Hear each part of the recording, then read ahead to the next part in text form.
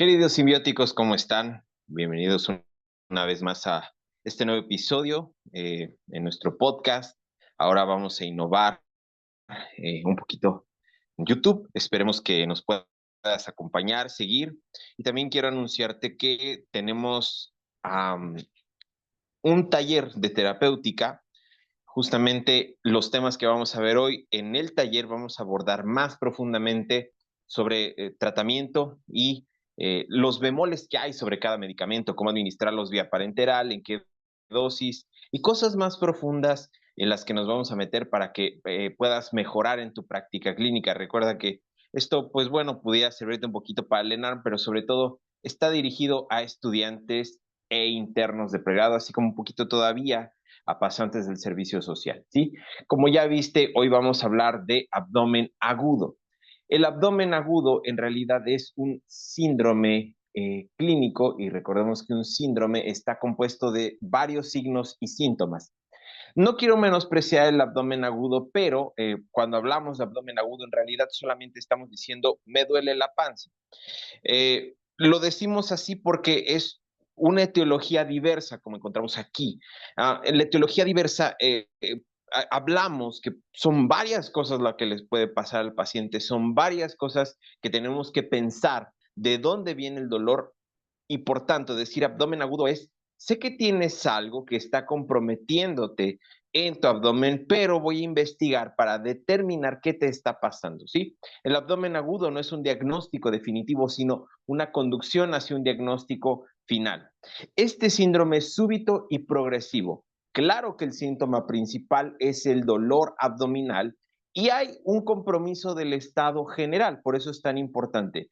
Hay que recalcar además que no siempre es quirúrgico. Hay veces que el tratamiento es meramente médico, con solo medicamentos. Dentro de la etiología, como vimos, hay varias cosas que lo pueden causar. Por ejemplo, un origen inflamatorio, algo infeccioso. Pienso en una pielonefritis como ejemplo. Puede haber una perforación, por ejemplo, en algo traumático o que un proceso isquémico llevó a la perforación. Puede haber alguna obstrucción como pues, obstrucción intestinal, un vólvulo. Puede haber algo inespecífico y mixto, varias cosas que están pasando y que confluyen en el paciente y que de ahí desencadenan este abdomen agudo. Claro que también hay un origen que puede ser traumático, y finalmente puede ser también un origen vascular, por ejemplo, una isquemia mesentérica. Vamos a estadificar a nuestro paciente en 3 grados. En el estadio 0 tenemos un paciente que está sano, tiene una patología leve y en realidad no requiere hospitalización. Es un paciente que realmente no tiene un compromiso grave y es un cuadro, pues, que no compromete la vida ni la función del paciente. En un estadio 1 es un paciente sin factores de riesgo, es decir, que no está en extremos de las edades de la vida y que no tiene ninguna otra patología agregada. También en este estadio decimos que es una patología abdominal que no está clara, por lo tanto necesitamos estudiarla, necesitamos poner al paciente en observación y por ello no vamos a dar ningún tratamiento, ni antibiótico ni analgésico. El paciente requiere una reevaluación clínica con estudios paraclínicos para determinar de dónde viene ese dolor y dar ese diagnóstico, así como tratamiento oportuno. En el estadio 2 tenemos un paciente que sí tiene factores de riesgo, enfermedades agregadas o está en algún extremo de la vida, y aquí tiene datos sugestivos de patología abdominal, pero que ya requiere un manejo. ¿Qué manejo le vamos a dar? Ayuno, porque estamos pensando que probablemente tengamos que operar al paciente, líquidos intravenosos, monitoreo hemodinámico, ya que en cualquier momento pudiera desestabilizarse el paciente, y vamos a agregar laboratorios e imagen para complementar a nuestro diagnóstico y nuestro tratamiento. En el estadio 3, nosotros consideramos que es un paciente que tiene ya un diagnóstico claro, que hay que hospitalizar y hay que dar un manejo urgente sin demorarlo, ¿vale? Hay que determinar en el cuadro clínico cuál es el tipo de dolor que tiene, porque eso también nos da unos datos importantes. Tenemos, por ejemplo, el dolor tipo cólico, que viene en oleadas, Así como viene, así se va. Es repentino. La frecuencia es intensa y es justamente esta oleada que sube y baja. Muy característico que se presente en la litiasis. El dolor tipo urente se percibe como escozor, ardor o quemazón en alguna parte del abdomen, por ejemplo, en enfermedad ulceropéptica es muy frecuente, o en ERGE. El dolor transfictivo es una perforación o que algo atraviesa una estructura con un instrumento puntiagudo. Es este paciente que te dice, doctor, siento que una espada me atraviesa, no rodea, sino atraviesa como esa espada en el abdomen. El dolor terebrante se parece al anterior, es perforante, pero la diferencia es que justamente el paciente siente que como que taladra en el abdomen y siente él ese taladro que está constantemente molestando y trayendo este dolor. Pero también tenemos un dolor que es sordo, que no es muy específico, el paciente no lo puede describir ni localizar bien, es muy difuso y este es como de los más difíciles porque en realidad pues no nos da muchos datos y hay que indagar más para llegar al diagnóstico. También hay un tipo de dolor que es continuo, que la línea del tiempo está ahí, así como empezó, así sigue, no se ha bajado, ahí permanece el dolor y el dolor intermitente. A diferencia del tipo cólico, este está un rato, permanece y se va. Un rato sin dolor y otra vez. Y así, intermitencia. Viene y va. Ahora, en cuanto a la localización, tenemos que pensar en el abdomen agudo, tenemos que recordar nuestra anatomía, dividir al abdomen en cuadrantes, superior, inferior, derecho, izquierdo, o vamos a dividirlo también en epigastrio, mesogastrio, hipogastrio, hipocondrios, flancos y fosas, ya que el pensar en cómo está dividido el abdomen, vamos a pensar qué estructura está ahí y de acuerdo al dolor y de acuerdo también dónde palpe, puedo pensar qué estructura está afectada y por tanto concluir y llegar hacia un diagnóstico. Por ejemplo, el dolor en hipocondrio derecho me habla de vesícula biliar.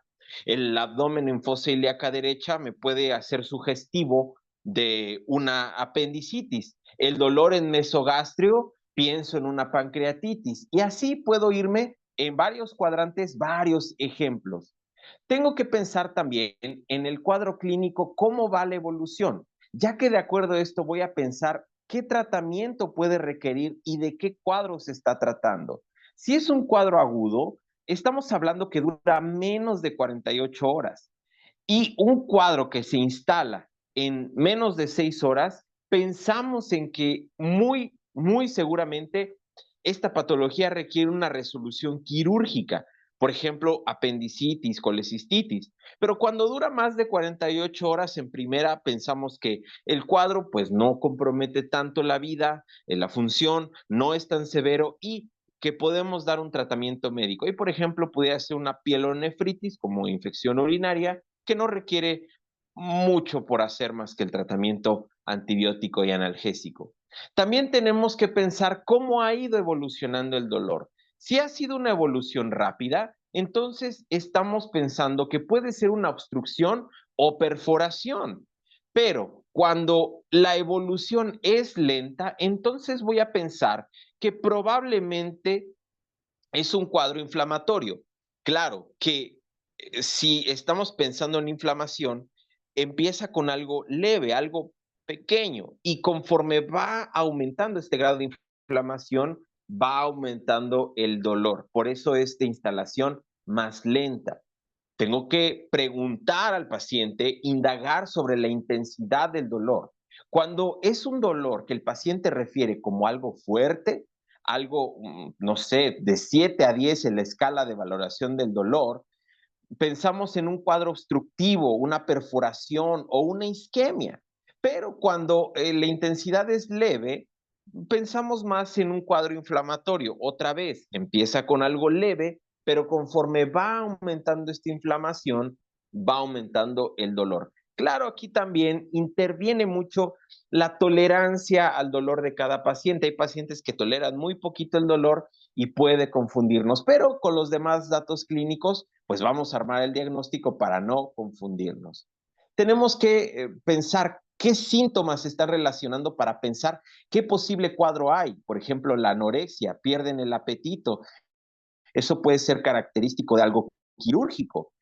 Si empezó el cuadro en algo postprandial, podemos pensar, por ejemplo, en una colecistitis. Después del alimento empieza el dolor. Si se acompaña del vómito, a lo mejor pensamos en una pancreatitis. Y si el dolor se controla con el alimento, podemos pensar, por ejemplo, en una úlcera eh, duodenal. Hay que preguntar cuáles otros síntomas se están relacionando. Si hay fiebre, diarrea, estreñimiento, molestias o dolor al orinar. Y uno muy importante en mujeres es sangrado, vía vaginal o leucorrea, porque esto nos hace dar un diagnóstico diferencial que ya no es un cuadro abdominal, sino algo ginecológico. En la valoración clínica tenemos que explorar al paciente y sumarle los signos vitales. Recordemos que en un cuadro de abdomen agudo puede haber un compromiso clínico y o hemodinámico de nuestro paciente. Por eso es importante valorar los signos vitales, anotarlos y dar un seguimiento. La exploración física no la podemos pasar de largo, tiene que ser de pies a cabeza. Sin embargo, tengo que enfocar al abdomen mi exploración. No voy a explorar pares craneales cuando viene con un dolor abdominal. Claro que me interesa explorar todo, pero me interesa más el abdomen. Y recordemos que en abdomen cambia el orden de la exploración, es inspección, luego auscultación, después palpación y al final percusión. Porque si palpo antes el abdomen, puedo cambiar la peristalsis y puedo alterar mi valoración clínica. A esta valoración le vamos a sumar laboratorios y estudios de imagen. Ambos tienen que ser pensados, dirigidos hacia lo que estoy buscando. Por ejemplo, los laboratorios. Yo no voy a pedir, por decirte, tiempos de coagulación cuando el cuadro del paciente no es algo quirúrgico. Si es, por ejemplo, una infección urinaria, no voy a pensar en pedirle pues, tiempos de coagulación. Pero si tengo un paciente que voy a operar, vale la pena pedir estudios sanguíneos completos porque le vamos a meter medicamentos, anestesia, y tengo que tener un panorama amplio de qué puede estar pasando en el cuerpo del paciente que a lo mejor él omite y con los laboratorios puedo indagar más profundo. Claro que también los estudios de imagen tienen que ser dirigidos a lo que busco y específicos. Estudios con contraste, sin contraste. Y también en el medio público tiene que ser escalonado. ¿A qué se refiere esto? Del mínimo hasta el estudio más grande. O sea, empezar con algo sencillo para ir a algo complejo. Esto es muy diferente porque, por ejemplo, en el ENAR te pueden preguntar, ¿con qué estudio empiezas? Ah, bueno, empiezo con un estudio menor. Es diferente si preguntan, ¿cuál es el estudio preferente? Ah, ya estamos pensando en el gold standard, en el que me tiene mayor sensibilidad, especificidad y pues me ayuda a valorar más al paciente. Entonces, el escalonado se refiere en el estudio más sencillo, más bajo, hasta el más alto. Esto sobre todo en el medio público. Y finalmente, en cuanto al tratamiento de nuestro paciente, pues en el abdomen agudo el tratamiento no es específico, sino hasta que tenemos el diagnóstico concreto. Pero cuando estamos valorando a nuestro paciente, ¿qué le vamos a hacer? Lo vamos a poner en ayuno, pensando en que puedo operar al paciente, es potencialmente una resolución quirúrgica, necesita ayuno. Voy a dar una reposición hidroelectrolítica, sobre todo si vino con diarrea, vómito, o si está teniendo pérdidas sanguíneas, reponer líquidos e incluso pensar en reponer sangre, hemoderivados. Las sondas no tiene que ser que así como llega a urgencias le pongo sondas, sino pensando en por qué le voy a poner una sonda. Por ejemplo, una obstrucción intestinal, la sonda es un tratamiento. Pero si viene con un sangrado de tubo digestivo, no le voy a poner una sonda. La sonda urinaria me sirve, por ejemplo, la voy a poner para hacer conteo de líquidos y para valorar cómo está la función renal. Ahora, aquí hay algo a señalar. Analgesia y antibióticos los tenemos que hacer, número uno, dirigidos. ¿Hacia dónde estoy pensando los antibióticos? ¿En qué patología específica estoy pensando para dar el antibiótico específico? Y solo los voy a dar cuando tengo un diagnóstico claro, porque si no tengo el diagnóstico claro, van a entorpecer tanto el diagnóstico y puedo entorpecer incluso al tratamiento. Ahora, una vez que ya tengo el diagnóstico claro, no debo de retrasar el tratamiento, darlo lo más pronto posible. Y hasta aquí tenemos la clase de hoy de abdomen agudo. Esperamos te haya servido. Nos puedes escribir y si tienes más dudas respecto al tratamiento, te esperamos en nuestro taller de terapéutica. Aquí te dejamos, bueno, en la presentación que tenemos en video, te dejo la bibliografía, te recomendamos leer guías de práctica clínica, artículos, tus libros y pues nos vemos en el siguiente episodio. Un gusto saludarte.